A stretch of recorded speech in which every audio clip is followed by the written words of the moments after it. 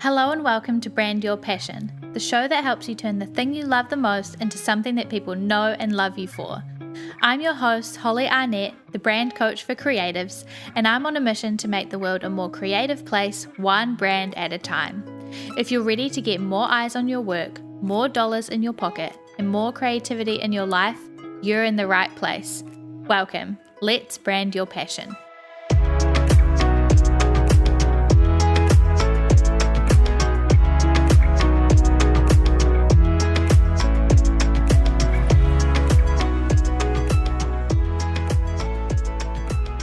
Everyone, welcome to this week's episode of Brand Your Passion. I am so excited because this week I'm joined by my wonderful friend Ariel Bissett. Welcome Hello. to the show. Thank you for having me. I'm thrilled to be on. You're very welcome. I was like, who can I choose who's an incredible creator and has a great brand, multiple brands you have, which we'll talk about. Oh gosh, that's true actually. Yeah, you're right. And it was so cool because yesterday I was looking back on my emails to find out when we had first been introduced to each other. Oh, when through was our it? mutual friend Charlie. Yes. And it was in January of 2018. So you and I have been working together on many different projects for like 2.5 years now. That's crazy. That's a long time.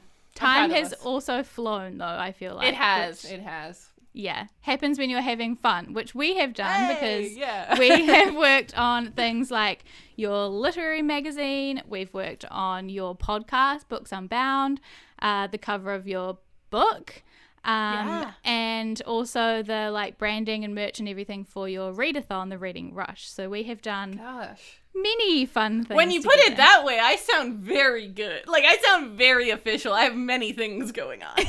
Well, you do, and they're all brilliant. And I don't think I've told you about this, but I love to brag about you to all my friends and tell people that I am 2 degrees of separation away from people like John Green and Margaret Atwood and Bill Gates and frickin' Michelle Obama. I'm like, my friend, she has interviewed all of them, so That I am is like, so funny. yeah. You sound like my one parents. person away. Yeah. I just am like, I'm so close to these famous people, and I have a famous friend, so That's so great. funny. I love that. That's really great. So I've mentioned a little bit about you and all the things that we've been up to, but do you want to introduce yourself to the people? If you can share with us what your preferred pronouns are, that would be really nice, and share with us a little bit about what your passion is. Yeah, so my name is Ariel, like you mentioned. I live in Canada. I'm out in British Columbia, and I'm 25. I always like to mention my age because whenever I listen to things like this, I'm always curious how old people are. I'm like, at what point in your career were you doing this thing? You know what I mean? So I'm 25. My preferred pronouns are she, her. Yeah, and so basically the little breakdown of my life story. When I was 16, I was in high school and I read a lot. If you guys are watching the video version of this podcast, you can see all the books behind me. That was on purpose, guys. So yeah, I read a lot in high school and I loved reading, but I also loved talking about the books that I would read. And I really didn't have anyone to talk to about books. Like, I have very clear memories of going to my mom, like, as she was doing the laundry and just following her around for an hour, telling her the entire plot of a book, and then telling her what I felt about the plot. Like, having to, build my own book club through verbal communication, because I was like, nobody reads.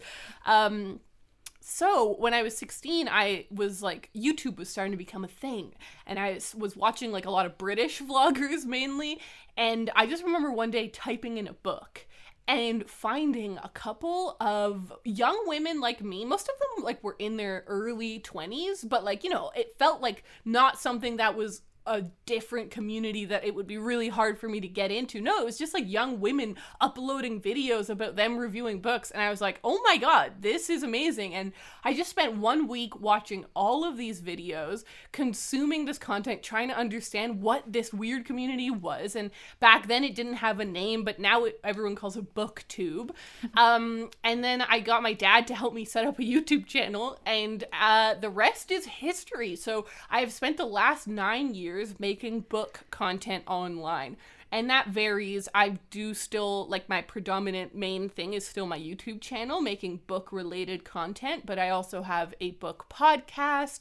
I run a yearly, I do a week-long readathon during the summer called The Reading Rush, which you know all about because you did the branding for.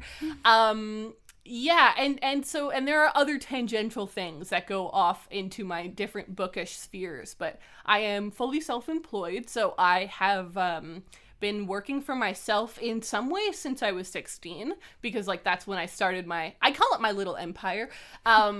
But yeah, ever since I was 16, I've been building this. But I guess ever since I graduated, maybe, is when I then would be like fully working full time, because before that I was obviously doing it in tandem with school. Yeah, so that's me. That's me, Holly. Yeah.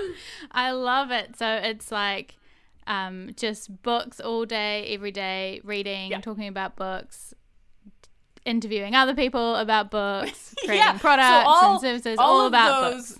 Yes, all of those interviews that you mentioned at the beginning were all because of books. Obviously, Margaret Atwood is an author, but Michelle Obama had come out with Becoming that year. Bill Gates, I was talking to him about books that are like about climate change and the environment. So yeah, it's all books. It all bubbles down to literature. I love that so much. And so yeah, I mentioned that like the reason I wanted to talk to you is because one, you're like an incredible creative person who is living out, you know, your dream and the dream of many people who get to read books for a living. But also because you've built this personal brand of yours, as well as several other kind of sub brands that are part of your thing, but also kind of live on their own, and you do that with Raylene. Yes. So I wanted to talk to you first a little bit about your personal brand. So I presume that this was just something that you created on your own kind of when you were 16 and this thing whole started. So did you do anything kind of intentionally in terms of your brand from the beginning? And was that, how did that kind of happen, and how's it kind of changed over time? And how's it going now? Yeah, that's a really good question. And I think it's very interesting because I really did not have any intention of a brand when I first started. Like I mentioned, I was 16. I was 16 for like 2 weeks, and then I turned 17, but still like a very much a teenager in high school. This was 9 years ago. So this was before we really had influencers in the way that we have them now. And I had never heard anyone say like personal brand. Like I would never have heard that come out of a person's mouth. So very much I had no clue what that was.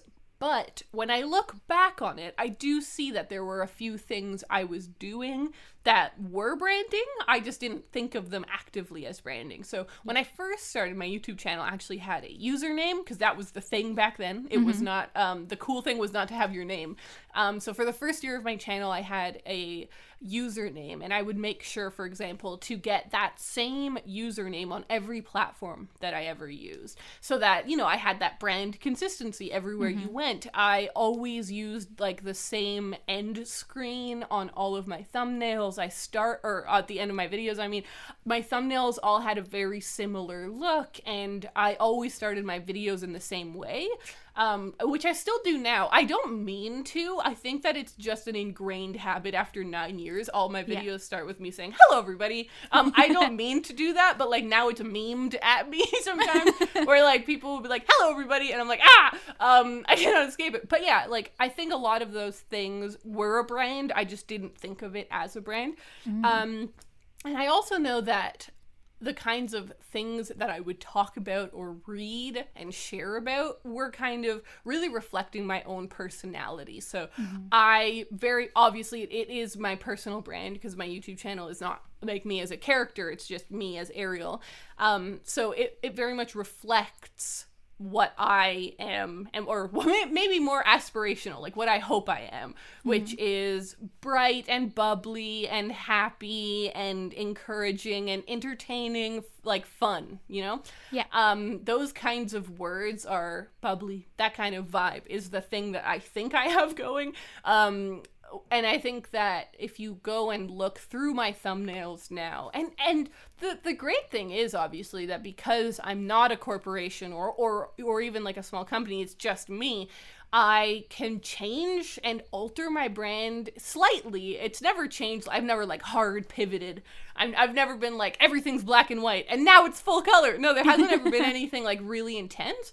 But I have like slightly changed the way I've done my thumbnails, or this is crazy. A couple of like a year ago, I think, or like 2 years ago, I was like, how am I not doing all of my, this is like a really fun fact I've never talked about anywhere. I was like, how is all of my font like stuff, like if I'm using text on a thumbnail or whatever, how am I not using Ariel? Because my name is Ariel. I'm like, this is the no one's gonna notice, but I care. And so I transferred to just using Ariel everywhere I can.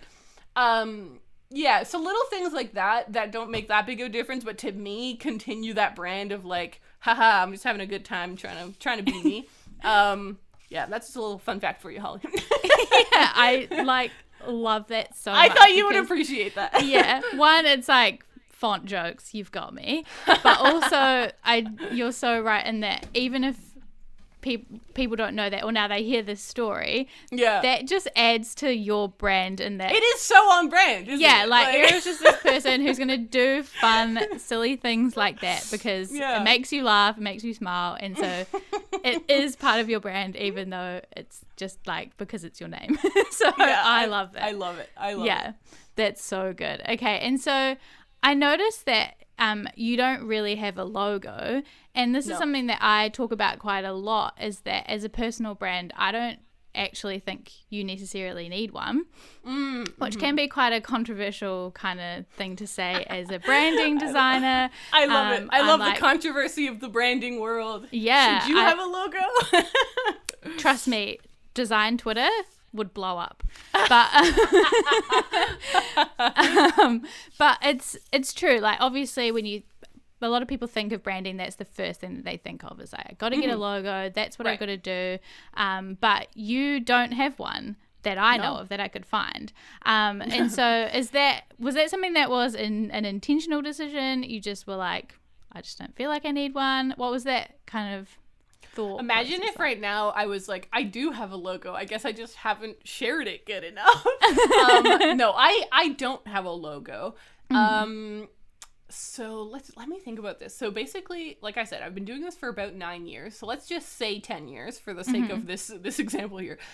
For the first 5 years, I had no logo. Then the middle year, I had a logo. And then for the last 5 years, I haven't had a logo. So basically that kind of balance. So halfway through, so this would have been around 2014, 2015. I don't really remember. I was sort of like, I want to step up my game a little bit. I'd like a little bit more cohesion on my stuff. Maybe I could have a logo on my, like my banners or on my end screens, etc. And so I basically I have like like when I sign stuff, like an autograph, it's like, I don't even know how to explain it. It's my name in cursive. And then when I finish the L, I go around the whole thing with a heart. So, so it's just like my name and so that's kind of, if I can try and draw it out for you here, everyone visually, Ariel in a heart with a B at the end. So I kind of designed that up really nicely, and I think I actually got my friend to do it for me on Photoshop because I didn't have Photoshop back then and I didn't know how to use it. And so then I used it for about a year on my banners and on my end screens and stuff, and I just, after it might not have even been a whole year, honestly. I just felt that I was trying to be something that wasn't me. It felt off-brand to have such a fancy brand, I guess, if that's what I'm trying to say. Yeah. It felt like I was trying to push something and force something a little bit that I didn't really care about. I didn't have any attachment to that logo. I wasn't going, like, I like it as my autograph when I sign stuff. I really like it. That's why I chose it. But I don't feel that I'm never going to put it on merch. I don't have the kind of brand where I'm like, oh, I really need you to be able to pick me out of a lineup of brand logos. I'm like, no, my brand is like kind of my face. And my brand is just like the content that I make and the way that I share stuff. So I have not had a logo for the past 5 years, and I really have no intention on getting one. If I had, I would have already asked you to design it, you know what I mean? Like, because with all these other brands that I've created, they have felt very different. So for the podcast, I'm like, yeah, it could be just Raylene and me, like doing like a cheesy pose or something, you know, back to back, holding books or something. But I had kind of an image of what I wanted the logo to look like, and what is different is that it does need to stand out in the like whatever podcast app you're using. I want you to recognize it and not just think, oh, it's just two other girls doing a podcast. But also, eventually I would like to do merch, right? I'm kind of like, I would like Books Unbound. That's the name of the podcast. I don't even know if I've mentioned it so far. I'd like to do Books Unbound merch, and I'd love to have that be tied around a theme, which is like kind of what our logo is, and similar to the Reading Rush, so the readathon that I run every summer, that did need its own brand because it's not just me, first of all. Secondly, I kind of want these projects to be a little bit distant from me. Not like distant like fully, because they are me and I want everyone who follows me to follow them. But I want them to have their own identity and their own flavor, and I want people, when they look at them, to have a very specific feeling, as opposed to when you're looking at me, it's a kind of a different feeling than I think you will have with these other brands. So there's definitely a time and a place for a logo, but not for me. No, for sure. And that's what I kind of tell other people who are creators, who have a personal brand, is that your face, like you said, often kind of becomes the replacement for your logo, because people are recognizing you as a person. They spot you on Instagram in your little profile photo. They see you on YouTube, your little thumbnail. Like, they see your face, and that's what they're looking for. I totally agree. Yeah. And so, okay, if you're not using a logo, you've mentioned a couple of things about like the kind of content that you create and the books that you read and that sort of thing. What kind of other things are you thinking about or doing to sort of establish your brand, to let people know that, hey, I'm Ariel, this is what I do? What's kind of, is it like your values, the way you show up online, being consistent, as you said? What's the strategy? Right. I guess this is very interesting, because I guess for so much of my own brand, I don't think about it actively. I think it happens almost passively. There is some intentionality to it in different moments, but for the most part, I think I just naturally do what I'm making, and that ends up being my brand, right? But if I am to think about it, I think that there's two different aspects, and the first is the visual, and then the second is the content. So on the content wise, part of it, I don't think about it. I just make the stuff that I'm excited to make. I have never thought to myself, I shouldn't make this because it's not really on brand. I have never thought that to myself. And I think that if I did start to think that, I'm going down the wrong path. That's maybe just my opinion. But as a person who has been in the YouTube/influencer world, it does scare me when people start to think of themselves as brands instead of thinking of themselves as people. I also do think of myself as an artist, because I write and I create different projects and stuff, and I think that as an artist it would be a disaster if I started to think I shouldn't make this thing that I'm excited about or passionate about because it doesn't fit my brand. I think that would be a really big problem. And I have had moments in my career where it has become a bit of a problem. So for the first few years of my channel, probably the first like 4-5 years of my channel, I was a teenager, and then just in my early 20s, and I was reading only basically young adult fiction. Like I was reading The Fault in Our Stars type of literature, if people out there don't know what YA is. And that was my brand in many ways. And my brand was me reading young adult fiction. And as I got into my literature degree, and as I just became older, I was becoming more and more exposed to different books. And I also read a lot, so I was starting to get kind of tired of reading YA, because, you know, I'd read like 50 books a year, and if I was reading, let's say for 4 years I was reading only YA, that's 200 books, YA books. Like I was kind of like, what else is there, guys? I was like, I think I've read enough of this for now. Yeah. And so I started to branch out, and what I really realized was, wow, yes, I'm much more excited about adult books, and what are graphic novels, and what is this and what is that, right? And even though that's content, that wouldn't seem like it's my brand, because my YouTube channel and everything that I do is so closely tied to what I read. It actually was a really big shift in my brand. I went from being a person who predominantly reads YA to a person who predominantly does not read YA. And that changed. It actually changes a lot, because like, it's very interesting, because it, like, the cover designs of YA are a lot brighter, they're a lot more pink, they're a lot more cute, etc. And so though, like, a thumbnail where you're holding up a lot of YA books automatically looks different to a thumbnail where you're holding up a lot of adult books, right? And so that's has nothing to do with the branding I've chosen. It's the branding that the book has chosen, right? Or like that publisher has chosen. But it did change. And honestly, my channel very much stalled for a while as new people were finding my channel, but a lot of people were leaving my channel because they were like, oh, this girl doesn't review the types of books that I care about anymore. I'm going to leave. And I'm like, that's totally fine.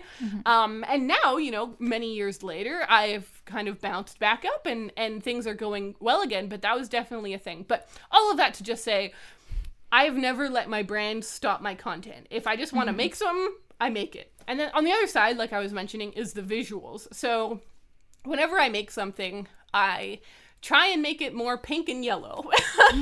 Like, those are not like active decisions, and I would never, I don't know if I would say pink and yellow would be my brand colors. Maybe they would be. I guess I haven't thought about it, but I've just noticed that whenever like I post a photo, I make it more yellow or more pink. Whenever I'm editing a video, it's very important to me that it has color correction on it, and that color correction is making the whole room look more pinky yellow, like, you know what I mean? Like that kind of happy, calm color. And you see that in my thumbnails, and you see that in my Instagram photos. So so visually, I'm also just trying to push the kind of, I am happy, I am nice, this is a calm place. Yeah. That was a long answer, but that was my answer.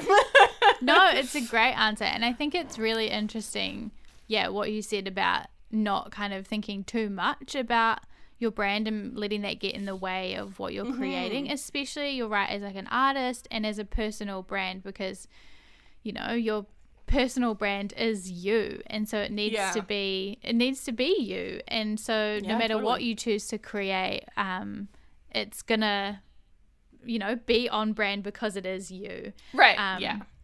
And I think that it's interesting that it kind of, as you changed, it kind of stalled and then grew back up again, because that happens, you know. I recently changed my kind of brand and what I was offering and what I was doing, and the same thing happened, because the audience that I had before was there for a specific thing, and then now they're like, okay, you don't really do that thing anymore. That's fine. Then you got to find a new audience, which is normal. And, you know, if anyone's listening and going through that process, then it's, you know, you will kind of grow back up as you find that new audience. So it's fine. Yeah, I would totally encourage people to still do it. And I'm not going to say it's not scary or frustrating, especially if that brand, if we want to use that word, if that brand is your income. Yeah. Like, this has always, like I mentioned, I've always been self-employed. This has always been my business, my work. And so when I started, I never lost like my subscriber count never went backwards, you know, it never started to go down, but it very much like stopped growing for a long time. And during that, I was really scared. My views went down, like I was getting less views on videos because I wasn't talking about the same kinds of books or making this exact same kinds of videos. But the two things that I super noticed were the first thing is the core group of people that really, really like you and know who you are, they don't care. Like, and there will always be that core who is kind of excited about no matter what you do. They're kind of like, I just like you. They're like, I'm just here for your adventure and your journey and whatever kind of thing that you're excited about. Those people will be there and they will stick around. And then the second thing is you will find a new audience, just in the exact same way that you found the original audience. Like, you're not trapped in one audience. There's a quadrillion people on the internet, right? Like, you are always able to find a new audience, which is a very comforting thought, I think. yeah, for sure. And I think, and you can, you know, correct me if I'm wrong about your experience, but that it's worth doing to feel excited about the content you're creating and authentic and aligned with yourself and what you want to do. Whereas if you had felt, you know, trapped in reading YA forever, you probably would have gotten a little bit like over it and been pretty miserable, and then your audience probably would have slowed down anyway because you wouldn't have been as excited about creating. And I have seen it happen on other YouTube channels, and like, it is not important to name names. It's absolutely irrelevant, but I have seen it happen. It's not just YouTube, obviously. It's just across the board. It happens with television shows. It happens everywhere. Once some body, like some body of people or one person, once they believe that their brand is stuck and they then start to realize that they want to change but they feel that they can't, that's when problems, I think worse, deeper problems happen. And like, if we use like TV, for example, there are shows that will like become really popular after like 3 or 4 seasons, but things have changed after 3 or 4 seasons, right? Like, the world changes, we're in a new political climate, we're in blah blah blah, characters change, but they're like, no, we have to stay the same, like, we're not going to allow ourselves to grow with our own show. And then the show like falls apart for the last few seasons and people stop watching, and then people stop talking about it altogether. And like I mentioned, I've also seen that happen on YouTube channels where people, like, you can tell that they're not passionate about what they're talking about anymore. And I'm like, I would rather you like go from being a book channel to switching over to being a gardening channel that you're actually excited about, rather than staying here as a book channel that you're like just lukewarm about, because I truly believe that an audience can see that. Like, I truly believe that even if they can't pinpoint it, even if an audience member can't be like, I think what's going on here is that this person's brand has become stale. No, like, I don't think people would ever think that, but I think that they can just sense, like, this person isn't as enthusiastic about this. They're not, I don't feel their passion, and they won't subscribe or follow or buy or watch, whatever, right? So we're in agreement. If you're feeling over it, you got to change it. You got to change, my friend. It's scary, but it'll work out. Yeah, for sure. Okay, so let's talk a little bit about these other brands that you've created. Hell yeah. So you mentioned that with your magazine and with the podcast and Reading Rush, that these were ones that you were like, okay, I need to get some help with these rather than just doing these myself or kind of letting them sit under my brand or whatever. Totally. What kind of made you make that decision to do that?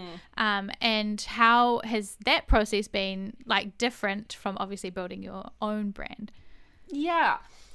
Well, I think the first biggest difference is the intentionality. Obviously, everyone listening can tell that when it comes to my own channel, I am just trying to go with my own flow. I am trying to just make the stuff that I'm excited about, and I do think about things like, I do think deeply about like what are the visuals of this video and what is the message that I'm trying to share, but I'm maybe not thinking so actively about the brand. Whereas with my newer projects, like the podcast, like the readathon, etc., I do feel much more intentional, and I've actually sat down and been like, okay, what is this project? What is this? And I guess it feels different because it's not me specifically. It's a separate project. It's its own entity, its own one-off thing. And like the podcast could end. I can't end, right? Like, well, yeah. I guess we're all gonna end. But like, but like my brand will be ever evolving, ever changing as I grow and change, and my quote unquote brand will be here when I'm 80, right? Yeah. Whereas Books Unbound podcast could end next year. So it does feel more specific and a bit smaller, I guess, in a good way. That meant that I could like sit down and be like, okay, what is this? How do I want this to work? So what was the first thing that we ever worked on together? Do you remember? It was the magazine. Oh, okay, right, yes, yeah. Totally. So I think it's really interesting that you keep mentioning the magazine, because it's the one project of all of the ones that we've done together that isn't launched. Yeah. Which it's weird because that's the first one. Yeah. But yeah, so let's start with the magazine. So because that was the first time I ever really reached out for branding.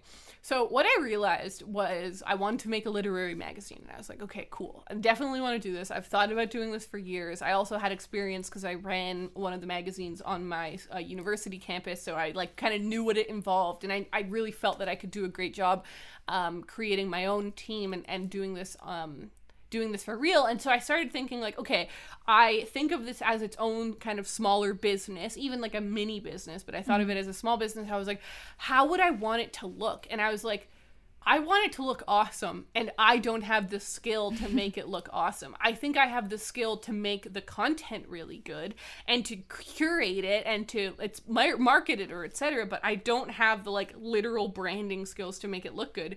And I'm trying to remember, but basically I think I went to our mutual friend Charlie, and I was like, Charlie, you know about branding stuff. Do you know anybody who might be able to help me make a logo? And she was like, you gotta check out this girl, Holly. And I was like, all right. And I looked you up and I was like, well, yeah, this looked perfect. At the time, you were also a lot more about hand lettering. Mm-hmm. Like a lot of your content was about hand lettering, and that was very much the style of thing that I was interested in. So I was like, yeah, this looks sweet. I also was really excited to work with a female creator just because I just really thrive in that kind of environment. And so I was like, yeah, this will be awesome. So yep, just reached out to you. And you know this, but people listening don't. I basically was like, I'm doing this project and this is what I want. What would that look like? And that really was my first experience and I remember being nervous because I was like, it was imposter syndrome, basically. I was like, I don't know what a brand is. I was like, I don't know what a logo is. I'm pretending I know, but I don't know. But one thing that Holly knows is that I always come prepared with a lot of source imagery. And I was like, Holly, here are 18 million photos of things I like. And I was like, I don't know if they're relevant, but here you go. And then, from there we made that mood board, and I was like, yep, this is totally the mood that I want. And we were able to keep moving forward. And then after that experience, I was kind of like, okay, this is really positive. Like, I feel now that if I were to talk about this magazine, I would feel proud to share it and to direct people to it. And so every time that I had another project where I was like, oh, I want it to feel that way again, I would just reach out to you and I'd be like, Holly, I have another thing and another thing and another thing. Just wait till the next one, Holly. Don't worry. There's always one coming. I'm ready. But yeah, so that's kind of how it happened for me, and the value has just been insane. I think it actually gives me more confidence in the whole project. Do you know what I mean? Like, yeah. I guess it's sort of like going out and like wearing an outfit that you love. You just feel good. You're walking around and you're like, you know what? I look great, and no one else can say otherwise. I feel that way about the brand. I'm like with the podcast, I'm like, this logo is sick. I'm like, we look great on Spotify or on an Apple Podcast or whatever. Books Unbound looks gorgeous. And I feel very happy to push the brand and to like make merch about it, etc. Yeah, and I also think, like, it's something I would be totally proud to show people that I really respect. You know what I mean? Like, when I mention, like, oh, yes, I have this readathon that I run, thereadingrush.com, and I'm, like, talking to some author or something that I really care about, I want them to check it out and be like, hey, look how good it is. What do you think has been the biggest lesson that you've learned over the 9 or 10 years that you've been building your personal brand, building these other brands? What is kind of the biggest lesson you think you've learnt about branding? Wow, that's a big question. It's a big question, Holly. I think actually it is what we were talking about just a few minutes ago, but it is that you can change your brand. This is something I've talked about in different contexts and in different conversations, but I really am glad that I have always felt the freedom for my personal brand to change things up. And it's always led to the right path. Like, following my gut content-wise is always the right move. Like, if I think that something's a good idea, that means it's a good idea for me, and that's the person that I should be trying to make the happiest. Because I'm the one running this whole ship, right? If I'm starting to get fatigue or I'm starting to resent my own thing, the whole ship will sink. The ship will sink. So it's much better that I'm making sure that I'm really excited about my content, proud of my content, and therefore, if I start to feel like, oh, it's time for a pivot or it's time for a slight change, that I should trust that gut. It doesn't mean that it's not scary, because it's happened. Like, I mentioned the one big time that it happened, but it's happened other times in my career, and it's always scary. Like, it's always really scary when things like that start to happen, or I start to feel some sort of a change, but it's always led me the right way to let that change happen. I would also say, similar to what we were just saying, but another important lesson for me has been creating more of a team and not doing everything myself. Yeah. So especially brand wise, because I have no talent when it comes to like like Photoshop or something. Like I now understand Photoshop. Thank God I've come so far. I now understand Photoshop, and I've always made my own thumbnails and stuff, and I think that I've definitely gotten better at a lot of my own branding, because I can throw together a nice thumbnail if I do say so myself. But I don't think that I'm good at creating a logo or understanding like what's the perfect font. I mean, my reasoning for a font is that it's my name. Like, you know what I mean? Like, that's going to be the extent of my knowledge. So reaching out to someone and hiring someone and investing in myself is always scary. Again, it is always scary. I've had a lot of conversations with people about like how important it is to invest in yourself, and there's a fine line between treating yourself and investing in yourself.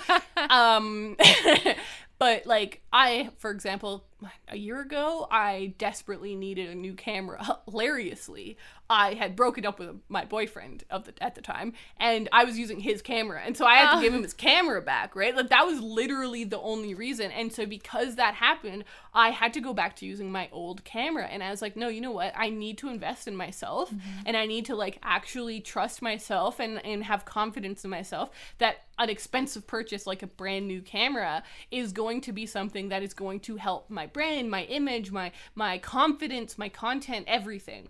And so it was a very expensive investment, but I've never regretted it. Like, the second I paid off that credit card, I was like, I have not regretted this.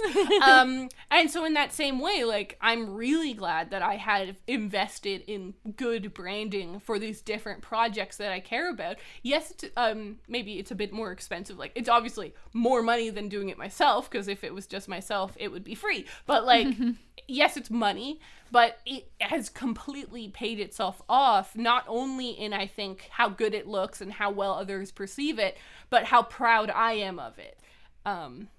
Yeah. So those are my 2 lessons, I think. I love that.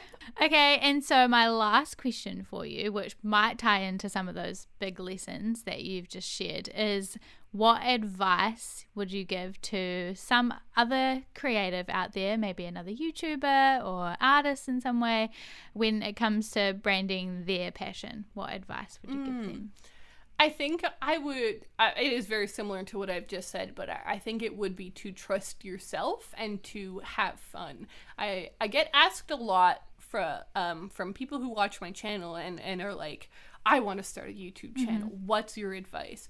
And I'm like, obviously there's tech advice, and I'm like, film with natural lighting. It always looks better than not natural lighting. And like, there's like little tips like that and stuff. But the biggest piece of advice I always give to people is have fun. Like, genuinely. I'm like, I can tell when I'm watching a video and someone's having fun, or if they're feeling like they're doing a chore. And if they're even if it's just slightly a chore feeling, I don't want to watch that video. I don't want to subscribe to that channel. I don't want to engage with that content. However, on the other hand, if I'm watching someone and I'm like, oh my goodness, they're having so much fun. They love books, right? Like, that's my sphere, but I'm like, wow, this person loves books almost as much as I do. I'm like, this is as close as other people can come to loving books like me. And like, when I see that in someone else, I get so excited. And so basically, I try and just advise people to do that in all aspects of life. And it's not about having fun all of the time. Like you said right at the beginning, for a lot of people, this is kind of a dream job that I have, right? Like getting to work for myself and read books. And it sounds beautiful when we put it that way. It isn't just me sitting around reading books. Oh God, I wish.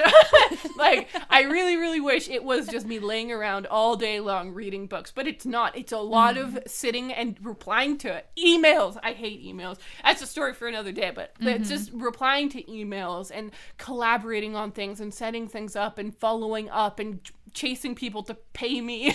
And like, it's a lot of admin and maintenance and idea making, etc. Forward planning. Like, there's a lot of crap that goes into being self-employed. It isn't all fun. But when I'm sitting down to make the content, I'm having fun.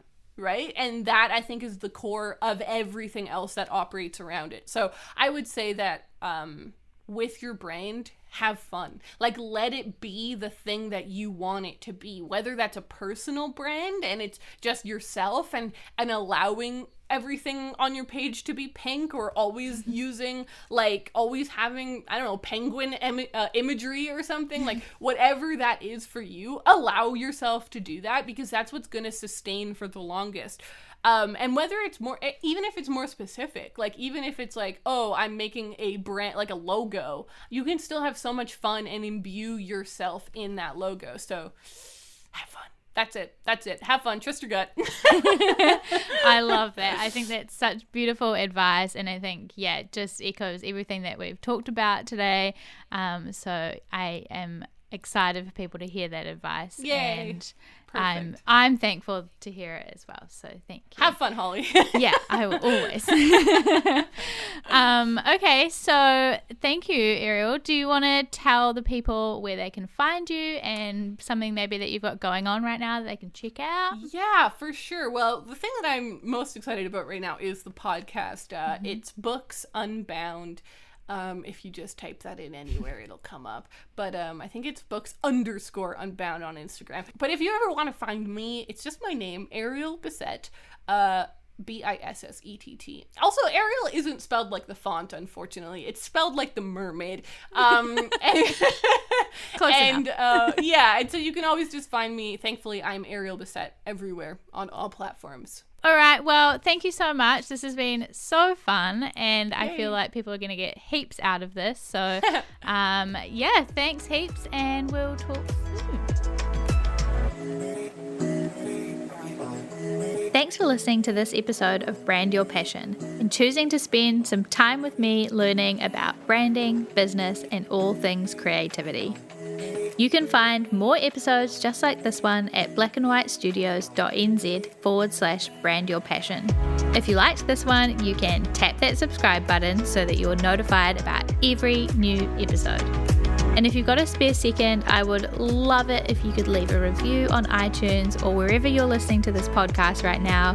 I would love to hear from you and hear about how you're enjoying the podcast. If there were some helpful goodies in this episode for you, it would mean the world to me if you could screenshot your podcast player on your phone right now, hop over to Instagram or Twitter and tag me at Black and White Studios. That's at BLCKWHT Studios. By subscribing and reviewing and sharing, you're helping me to reach more creators just like you so that together we can make the world a more creative place, one brand at a time. I really can't achieve this mission without you, so your support means the world. I'll talk to you in the next episode, but until then, keep creating.